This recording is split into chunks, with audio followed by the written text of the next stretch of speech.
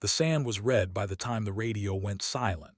Not the orange gold of sunset, but the deep rust of blood mixing with dust, spreading in uneven patches around the overturned Humvee.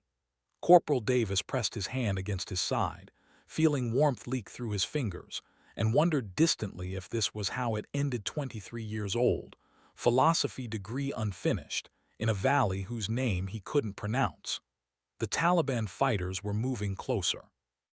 He could hear their voices carried on the wind, calm and methodical, the sound of men who knew they'd already won. His rifle lay 10 feet away, half buried where the IED had thrown it. His legs wouldn't move. The sky above was that impossible blue you only get in Afghanistan, so clear it hurt to look at, and Davis found himself staring into it, waiting for darkness to take him, when he heard it. A sound like thunder rolling sideways across the mountains, deep and guttural and somehow wrong, like the world itself was tearing open. The A-10 Thunderbolt came through the smoke at 300 feet, and Davis saw immediately that something was catastrophically wrong. The right engine was trailing black smoke in a ribbon that stretched back toward the horizon. The vertical stabilizer was half gone, torn metal glinting in the afternoon sun. Hydraulic fluid streamed from the belly in pink mist. The aircraft should not have been flying. Everything about physics and engineering said it should already be a smoking crater. But it was here, banking hard left with a violence that suggested the pilot was fighting every second to keep it airborne. And as it rolled, Davis saw the nose art through the dust, a painted hawk with spread wings, talons extended, and beneath it in faded script, Red Wing. The GAU-8 Avenger cannon opened up with a sound that erased thought. 30mm rounds tore into the mountainside at 65 per second, each one the size of a milk bottle, and where they hit the earth simply ceased to exist. The Taliban fighters scattered like startled birds. The A-10 pulled up, straining, black smoke thickening, and Davis heard the pilot's voice over the emergency frequency, steady and almost conversational despite the alarms screaming in the background. Titan 5-1 is Winchester, hydraulics at 15%, right engine flamed out, making another pass. A pause then. Any ground call signs if you're hearing this, stay down. The voice was female, which surprised Davis in a distant way, though he couldn't have said why it should. He'd been in country 8 months. He'd seen plenty that surprised him. The aircraft disappeared behind the ridgeline, and for a moment there was only silence and the ringing in Davis's ears and the metallic taste of fear. Then it came back.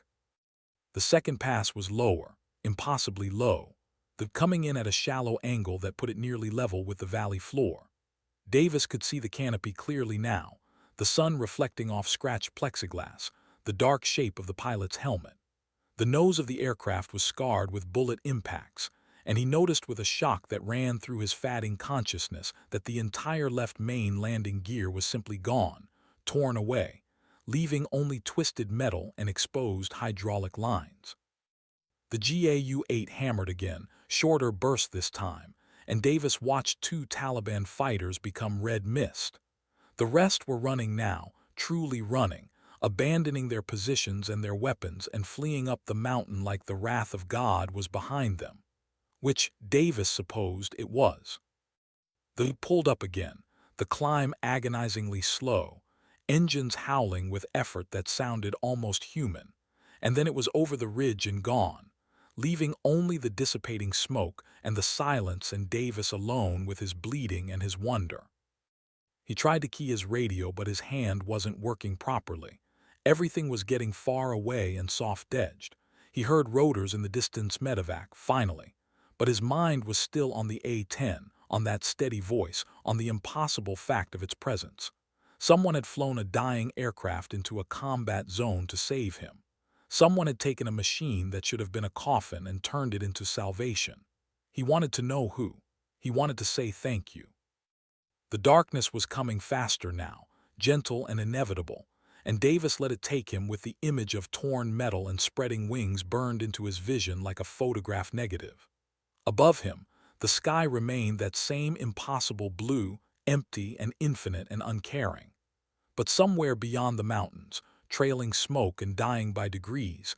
An A-10 was still flying, and its pilot was bringing it home. The debriefing room at Bagram Airfield smelled like burned coffee and recycled air, and the particular staleness that came from too many bodies in too small a space for too long. Major Kincaid sat at the metal table with his hands folded, watching Captain Vesna Rakic stand at attention before him, her flight suit still streaked with hydraulic fluid and soot. Her hair was matted with sweat, pulled back in a regulation bun that had mostly come undone during the ejection sequence she'd somehow avoided. She was 31 years old, too thin, with the kind of dark circles under her eyes that spoke to months of inadequate sleep, and the hollowed-out look of someone running on adrenaline and spite. Kincaid had her file open in front of him. He'd read it 3 times in the last hour, trying to reconcile what was written there with the woman standing before him and the wreckage being hauled onto a flatbed 200 yards away. "Explain to me," Kincaid said slowly, "why you didn't punch out." His voice was carefully neutral. That was important.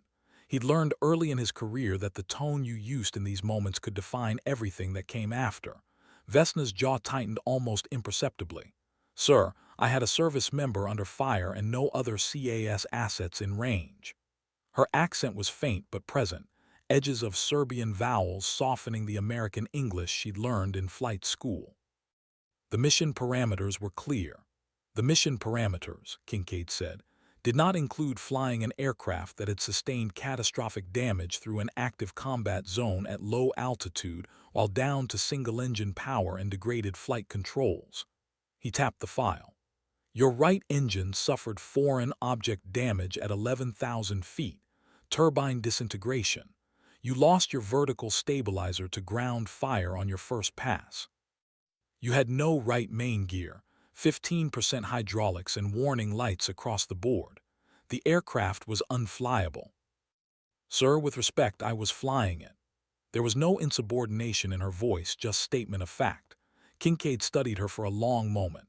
Outside, he could hear the steady drumbeat of helicopters and the backup beeping of heavy equipment. The air conditioner rattled in its housing, struggling against the Afghan heat. "You have 4,700 hours in the A-10, he said.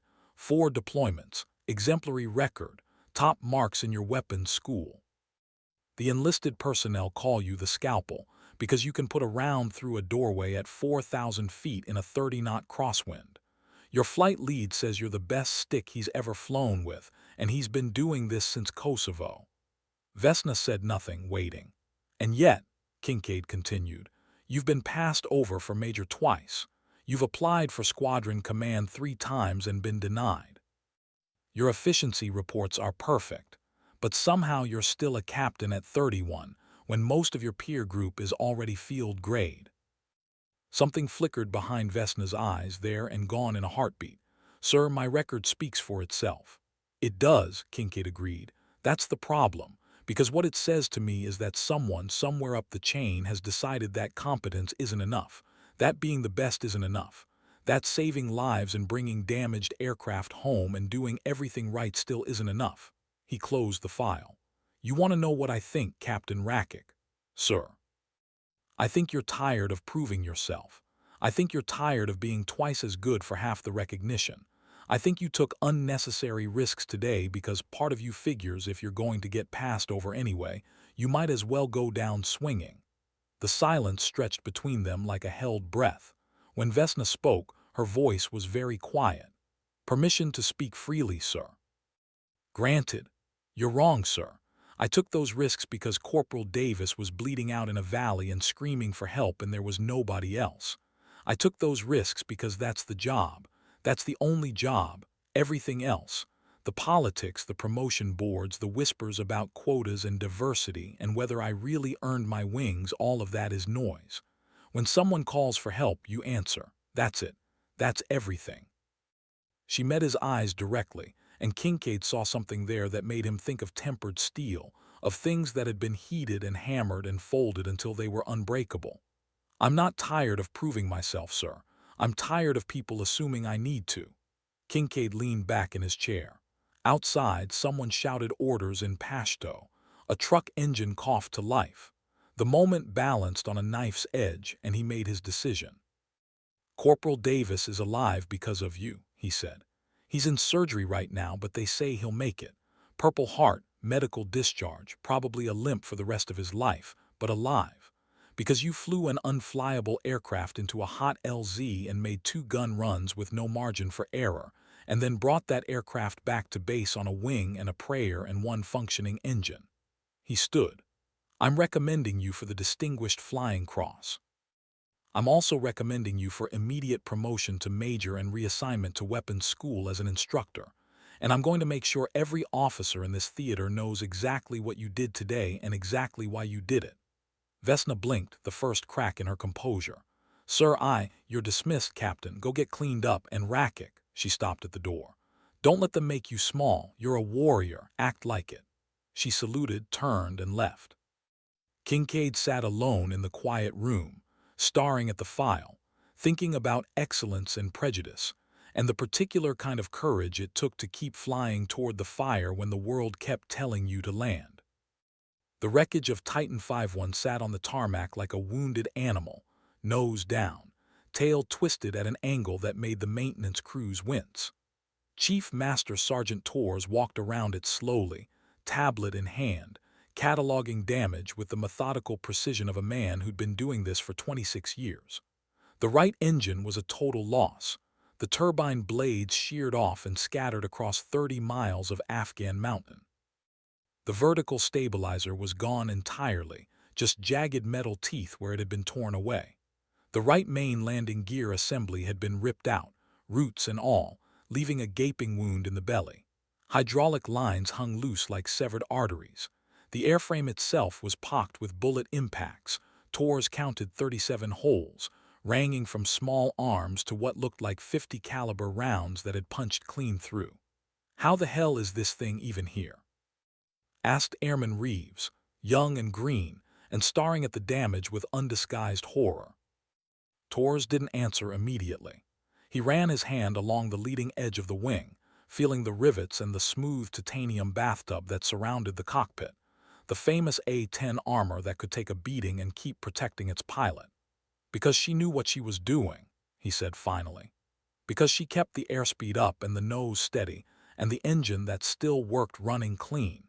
Because she's been flying these birds longer than you've been in the Air Force, and she knows exactly what they can take." He pointed to the tail section. "See how the damage is all after the cockpit? She kept them shooting at the back half. Drew fire away from the critical systems. That's not luck, that's skill." Reeves walked closer, peering at the bullet holes. "I heard she's foreign, like not American." Torres gave him a flat look. "She's American. She's been American for 12 years. She swore the oath and earned her citizenship and bled for this country same as anyone. Where she was born doesn't mean shit once you pin on the wings." "I didn't mean. I know what you meant." Torres turned back to his tablet, making notes. "And I'm telling you it's the kind of thinking that keeps good officers stuck at captain while mediocre ones make colonel. Rakik is one of the finest pilots I've ever worked with. She knows these aircraft better than their designers. She can feel a problem developing before the instruments catch it. And she just brought this heap of scrap metal home when any sane person would have ejected at 10,000 feet. He tapped the nose art, the faded hawk with its spread talons. "Red Wing, you know where that comes from." Reeves shook his head. "Operation Red Wing, Navy SEAL operation in Afghanistan back in 2005. Marcus Luttrell, lone survivor, the whole thing. 19 good men died trying to save 4 SEALs who got compromised. Rakik's been flying with that call sign since her second deployment. Says it reminds her why we're here, why we don't leave people behind." The sun was setting now, casting long shadows across the airfield. In the distance, the mountains were going purple and gold, beautiful and indifferent. Torres had seen those mountains swallow helicopters and fighters and transport planes. He'd seen them kill good people and let bad ones live. The randomness of it used to bother him. Now it just was. "She's getting the DFC," Torres said. "About damn time someone recognized what she does. But between you and me, Reeves, she shouldn't have to fly a death trap into combat to get noticed. She should have been wearing oak leaves years ago. Should have had her own squadron. Instead, she's been carrying water for officers who aren't fit to clean her boots and doing it without complaint because that's who she is. He closed the tablet with a snap. Fix this bird. I want it flying again. I want Rakic to have her aircraft back, because she earned it, and because I've got a feeling she's not done teaching people lessons yet. The bar at Bagram was technically a dry facility, but like most things in a war zone, rules were flexible for those who knew where to look. Vesna sat in the corner of the rec room with a bottle of near beer that tasted like carbonated regret, watching a group of junior officers play cards and pretend they weren't stealing glances at her. Word had spread fast. It always did. By tomorrow, the story would be embellished. She'd been flying inverted. She'd taken ground fire from 100 hostiles. She'd landed the aircraft with no gear and walked away without a scratch. None of it was true, but truth was always the first casualty. Mind if I sit? Captain Marcus Webb stood beside her table, his own bottle in hand, expression carefully neutral. They'd gone through flight school together, had flown missions together, had that particular bond that came from trusting someone with your life at 500 feet. Vesna gestured to the empty chair. Webb took a long drink, grimaced at the taste. Hell of a day. That's one way to put it. They sat in silence for a moment, comfortable and familiar. Outside, the generators hummed their eternal song, and somewhere a helicopter spooled up for a night mission. You scared me, Webb said finally. When I heard the Mayday call, when I heard how bad the damage was, I thought he stopped, jaw working. I thought I was going to have to write letters to your family. Practice my Serbian so I could talk to your mother. Vesna's mother was 73 years old and lived in a small apartment in Belgrade, surrounded by photographs of the daughter who'd left for America at 19 and never come back. Not really. They talked every Sunday when the connection was good. She sent care packages full of ajvar and honey and handwritten recipes that Vesna never had time to make. Mama would have been fine, Vesna said quietly. She survived worse than a dead daughter, survived the wars, survived the sanctions, survived watching her country tear itself apart. She's steel all the way through. Like her daughter. I'm not steel, I'm just stubborn. Webb laughed, short and sharp. Same thing in your case. Vesna, why didn't you eject? I heard the tape. You had 30 seconds where you could have punched out clean. Why stay with it? The question everyone wanted answered. The question she'd been asking herself since she'd climbed out of the cockpit and felt her legs nearly give out from the aftershock of adrenaline. Because Davis was going to die, she said simply.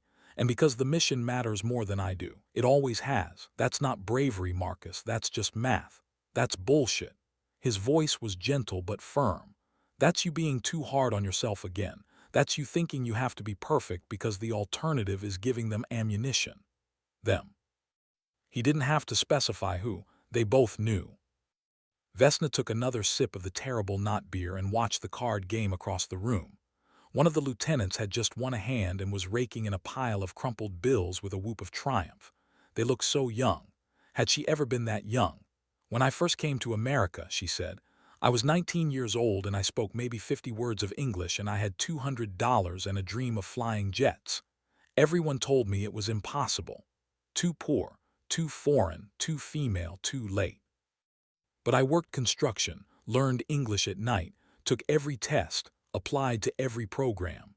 And when I finally got accepted to officer training school, when I finally earned my commission and my wings, I thought that would be enough. I thought if I just flew well enough and fought hard enough and proved myself enough, the rest wouldn't matter. And I was naive, because it always matters. Every room I walk into, I'm proving myself from scratch. Every mission, every flight, every interaction. I'm not just a pilot. I'm a female pilot. I'm a foreign-born pilot.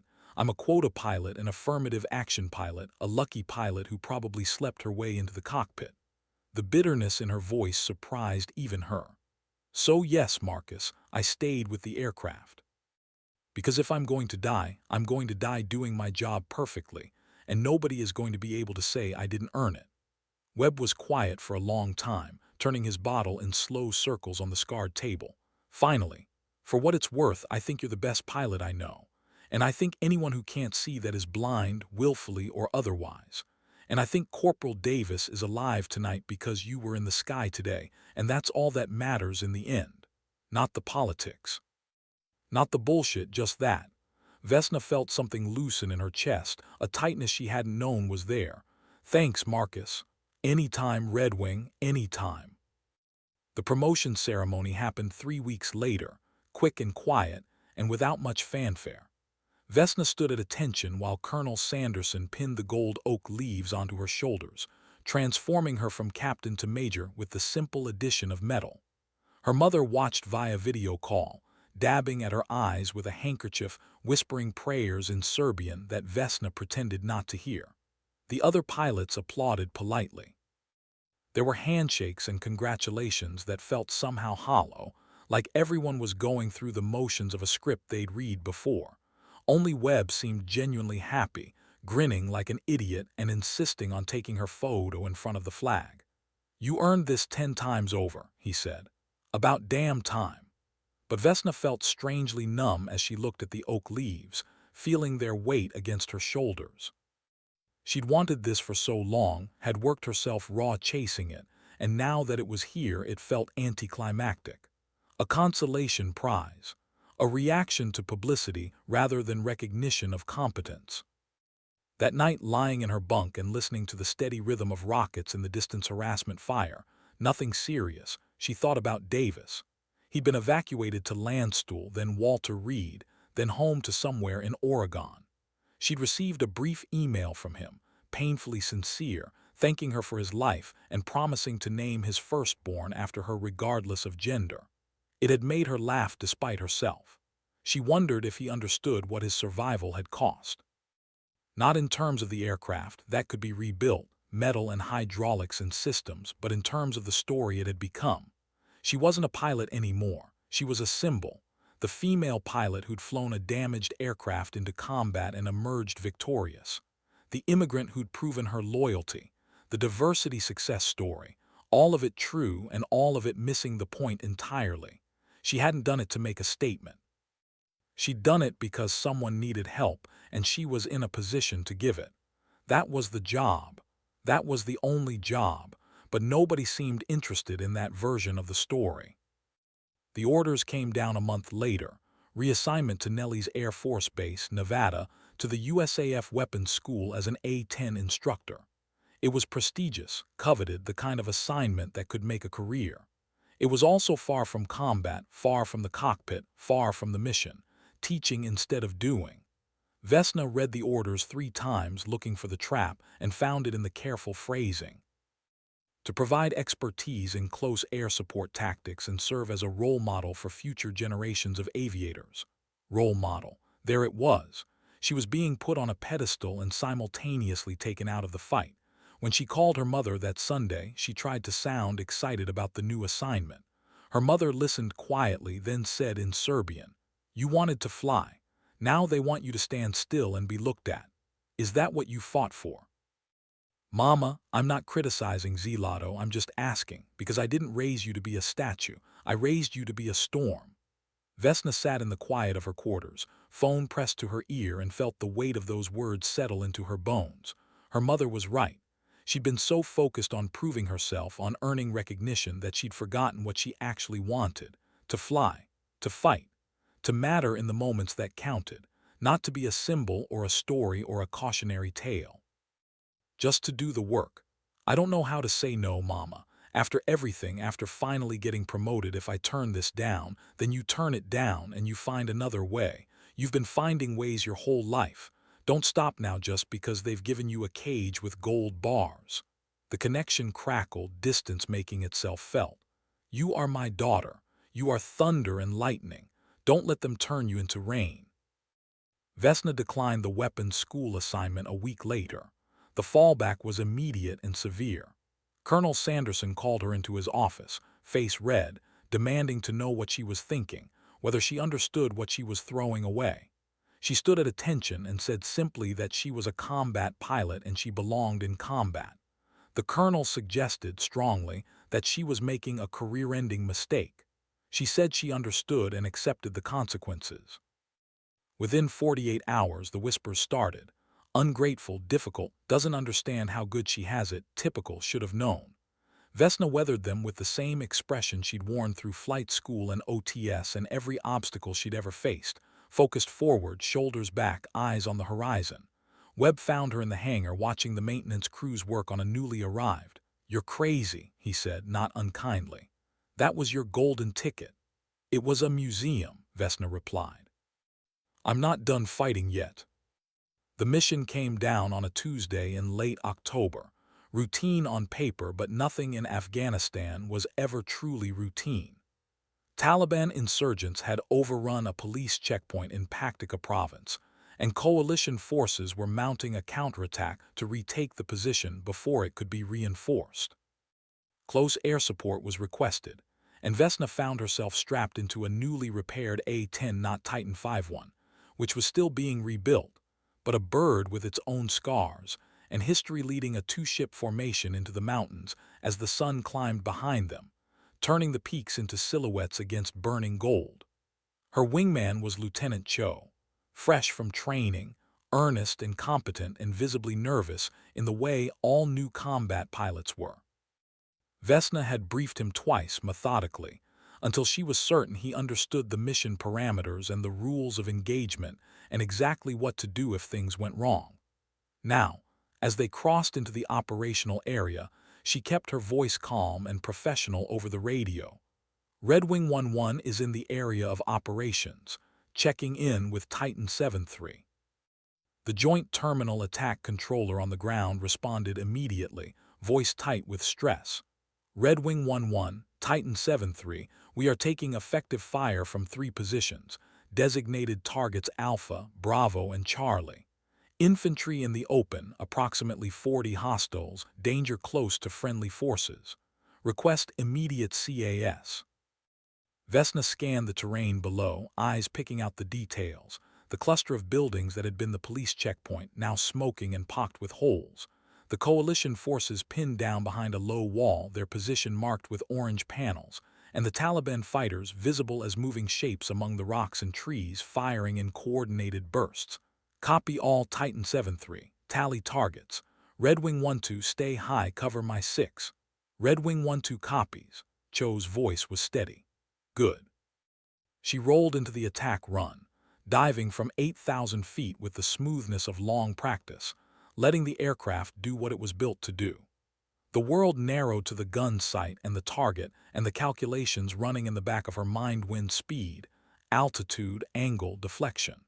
The GAU-8 cannon roared, and target Alpha ceased to exist, replaced by dust and smoke and the sudden scattering of human shapes.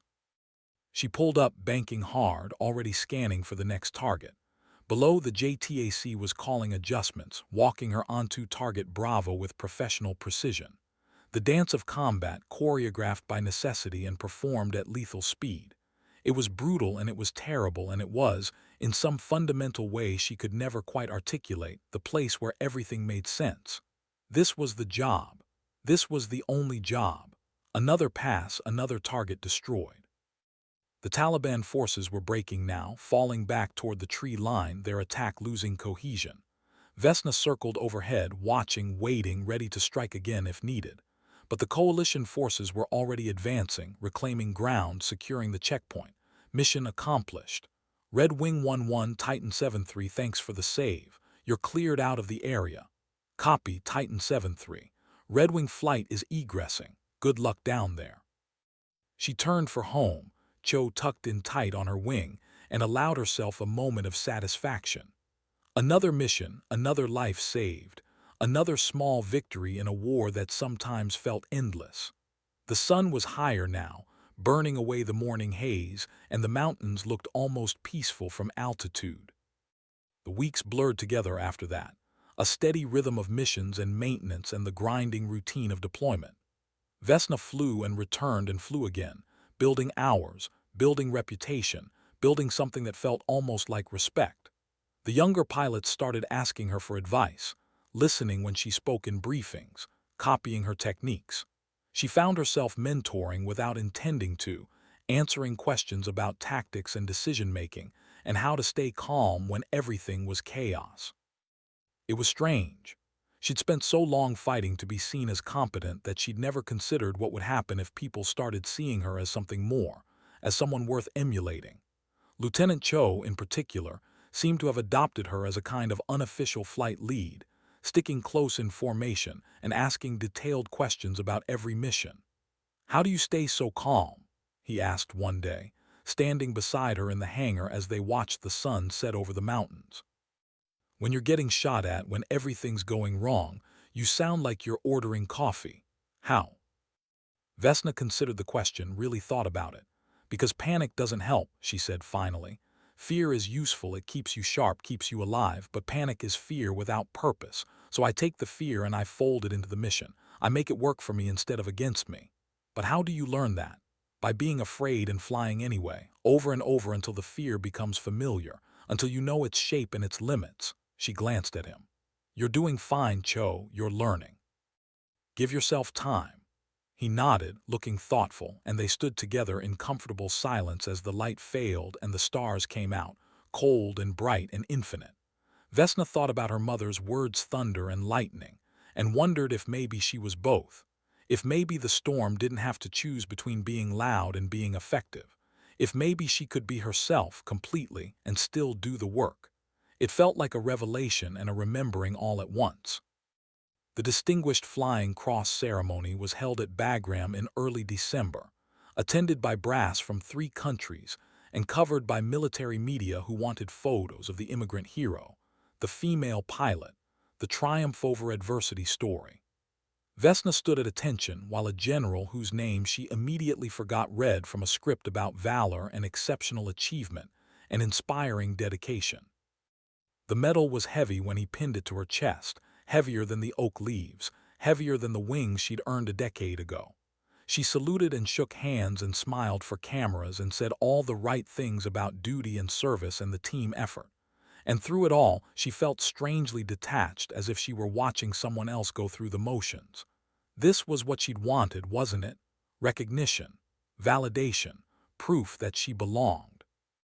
But standing in the bright lights with the medal heavy against her heart, she realized the truth. She didn't need their validation anymore.